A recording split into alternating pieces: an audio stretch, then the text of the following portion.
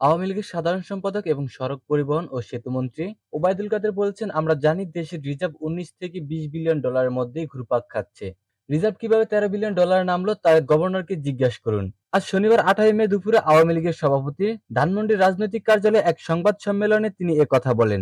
দেশের reserve ৪৮ billion থেকে এখন ১৩ বিলিয়ন ডলারে নেমে আসায় সরকার উদ্বিগ্ন কিনা তা জানতে চাইলে ওবায়দুল কাদের বলেন, কে বলল আপনাকে ১৩ বিলিয়ন ডলার? তখন সাংবাদিকরা বলেন, বাংলাদেশ ব্যাংকের গভর্নরই বলেছেন ব্যবহার করার মতো ১৩ বিলিয়ন ডলার আছে। এ বিষয়ে আওয়ামী লীগের সাধারণ সম্পাদক বলেন, তাহলে গভর্নরকে জিজ্ঞেস করুন যে কি কারণে রিজার্ভ এই পর্যায়ে এলো। আমরা তো এটা জানি না। আমরা জানি ১৯ থেকে ২০ বিলিয়ন ডলারের মধ্যে ঘুরপাক খাচ্ছে।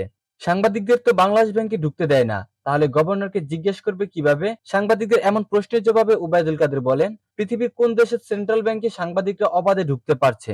রিজার্ভ কমে ১৩ বিলিয়ন ডলারে নেমে আসা অর্থনীতিবিদরা অনেকেই উদ্বেগ প্রকাশ করেছে। এমন প্রশ্নের জবাবে সেতুমন্ত্রী জানতে চান, কয় বিলিয়ন ডলার নিয়ে আমরা স্বাধীনতার পর যাত্রা শুরু করেছি।